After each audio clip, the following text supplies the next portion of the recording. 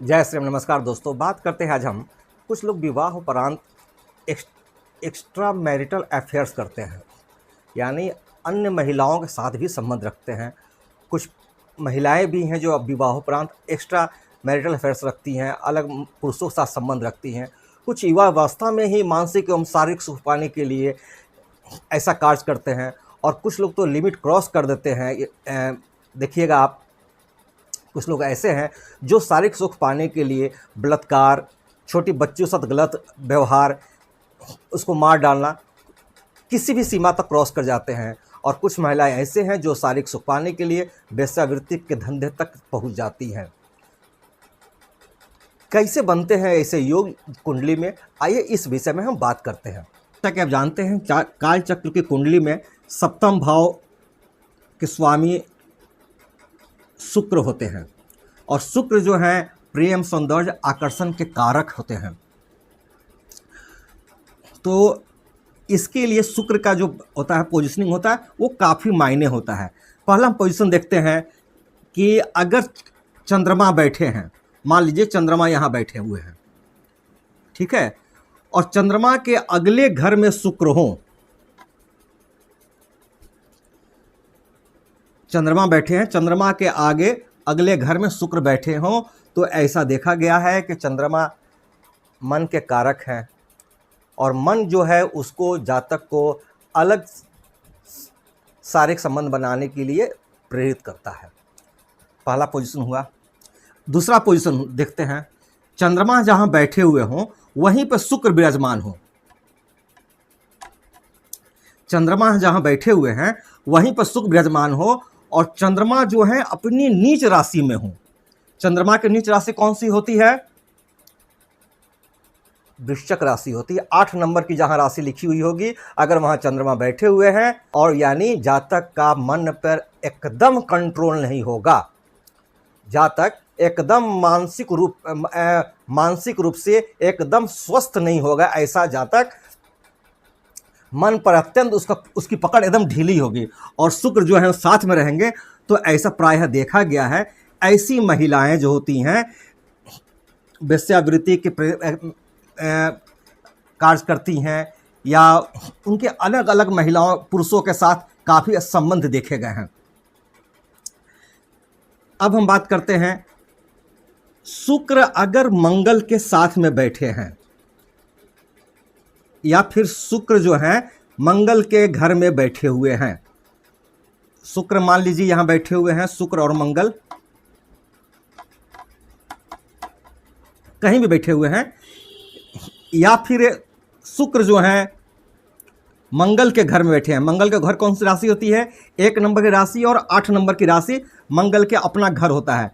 अगर मंगल यहां बैठे हुए, शुक्र यहां बैठे हुए हैं, या फिर शुक्र यहां बैठे हुए हैं, 8 नंबर राशि में शुक्र यहां बैठे हुए हैं, तो भी वैसा जातक, मंगल क्या है? सेनापति हैं, आपका वेग हैं, आवेग हैं, हाथ में तलवार लिए हुए हैं, इस तरह से परिभाषित किया गया है। और शुक्र क्या है? सौंदर्य है। तो ऐसा जातक जो होता है, ठीक है, मंगल शुक्र हो तो विवाह हो जाते हैं, प्रेम विवाह सफल होते हैं, मगर मंगल शुक्र की जो युति होती है, या फिर शुक्र जो मंगल के घर में बैठे होते हैं, तो ऐसा देखा गया है कि ऐसा जातक का अलग अलग महिलाओं के साथ, या फिर महिलाओं का अलग अलग पुरुषों के साथ संबंध बनते हुए देखा गया है। अब एक चीज़ यहाँ पे बोलूँगा कि अगर मंगल और शुक्र की जो युति है, अगर जहाँ 4 नंबर की राशि लिखी हुई है, मान लीजिए यहाँ पर यहाँ हुआ है ना, शुक्र और मंगल जो है 4 नंबर की राशि में अगर बैठे हुए हैं, मंगल की नीच राशि है 4 नंबर की राशि, कर्क राशि में मंगल नीच के होते हैं, क्या होगा? आपने देखा होगा कि कुछ लोग शारीरिक सुख पाने के लिए किसी भी सीमा को क्रॉस कर जाते हैं। वो जबरदस्ती दूसरे के साथ संबंध बनाते हैं, और बलात्कार तक कर देते हैं, उसको मार डालते हैं, छोटी बच्चियों के साथ गलत व्यवहार कर जाते हैं। ये क्यों होता है? क्योंकि उस जातक का मंगल कमज़ोर होता है, मंगल नीच में होते हैं, 4 नंबर की राशि में मंगल नीच के होते हैं और शुक्र की युति होती है, तो ऐसा जातक बलात्कारी देखा गया। आपने कुंडली देखेंगे, अगर जो बलात्कारी का कुंडली देखेंगे या जो गलत कार्य करते हुए इस कुंडली देखेंगे, उनका देखिएगा मंगल और शुक्र की युति होगी, और जहाँ मंगल वो नीच के होंगे। ये भी अच्छा पोजीशन नहीं कहा जाएगा। अब हम बात करते हैं राहु के बारे में। राहु अगर शुक्र के घर में बैठे हों, राहु मान लीजिए यहाँ बैठे हुए हैं, राहु शुक्र का घर कौन कौन सा है? 2 नंबर और 7 नंबर, वृष राशि, और 7 नंबर में तुला राशि। राहु अगर तुला, मान लीजिए राहु यहाँ बैठे हुए हैं, किसके घर में बैठे हुए हैं? शुक्र के घर में बैठे हुए हैं, और शुक्र विराजमान है। सपोज कीजिए शुक्र यहाँ, शुक्र को यहीं बैठा देते हैं, शुक्र यहाँ नीच के होकर बैठे हुए हैं, और कहाँ? शुक्र 6 नंबर की राशि में नीच के हो जाते हैं, और राहु कहाँ बैठे हुए हैं? आपके शुक्र के घर में बैठे हुए हैं, तुला में या वृष राशि में। तो क्या होगा? जातक का मन भ्रमित होगा। ऐसा जातक देखा गया है, ऐसा होता ही है, देखा गया है ऐसा कि ऐसा जातक पूरा 2 ही कार्य करेगा, या तो फिर बहुत ही ज़्यादा वो शराब व्यसनी हो जाएगा, पूरा शराब पिएगा, सिगरेट पिएगा, अलग अलग तरह का चरस, स्मोक, क्या क्या होता है वो सब कार्य करेगा, और दूसरा वो अलग अलग महिलाओं के साथ अनैतिक संबंध बनाता हुआ दिखेगा। ये कब होगा? जब राहु शुक्र के घर में बैठे हों, तो ऐसा देखने को प्रायः मिलता है। सप्तम भाव होता है ना, 1 2 3 4 5 6 7, यही भाव जो होता है वैवाहिक संबंध का भाव होता है। आप हुए और आपके सामने वाली पार्टनर, इन लाइफ पार्टनर का घर है ये।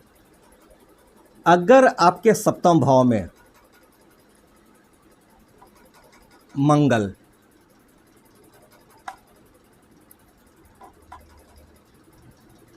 और शुक्र बैठे हों,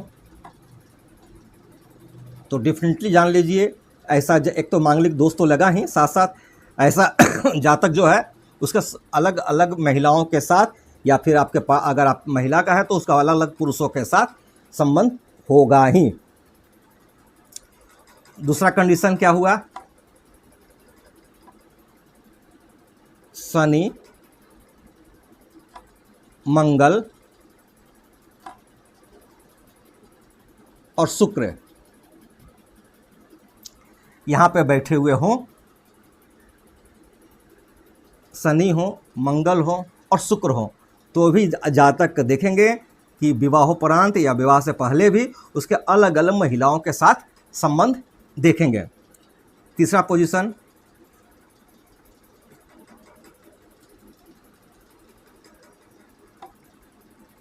शनि हो और मंगल हो।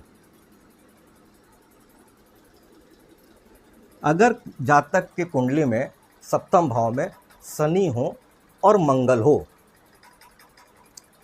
तो ऐसा देखा गया है कि ये समलिंगी होते हैं लोग, है ना। अगर पुरुष है तो उसको पुरुष के साथ इंटरेस्ट मिलेगा, महिला है तो वो महिला के साथ संबंध बनाना पसंद करती है। नहीं, ऐसा देखा गया है कि अगर मंगल और शनि साथ में एक साथ सप्तम भाव में बैठे हों तो प्रायः ऐसा देखने को मिलता है। पुरुषों का पुरुषों के साथ इंटरेस्ट रहेगा, महिलाओं का महिलाओं के साथ इंटरेस्ट देखने को मिलता है। अगर बुध हो सप्तम भाव में और शुक्र की युति हो, मैनेजमेंट गुरु हो और शुक्र हो साथ में, तो ऐसा प्रायः देखा गया है कि जातक का विवाह उपरांत या जातक का एक्स्ट्रा मैरिटल अफेयर्स होता ही है ना। अगर आपके सप्तम भाव में पाप ग्रह भी हैं, पाप ग्रह कौन कौन से होते हैं? सूर्य हो, मंगल हो, शनि हो, राहु हो, केतु हो, तो भी ऐसा देखा गया है कि ऐसा जातक के अलग अलग महिलाओं के साथ संबंध बनते हुए देखे गए हैं। अब जातक को क्या करना चाहिए ऐसी परिस्थितियों में?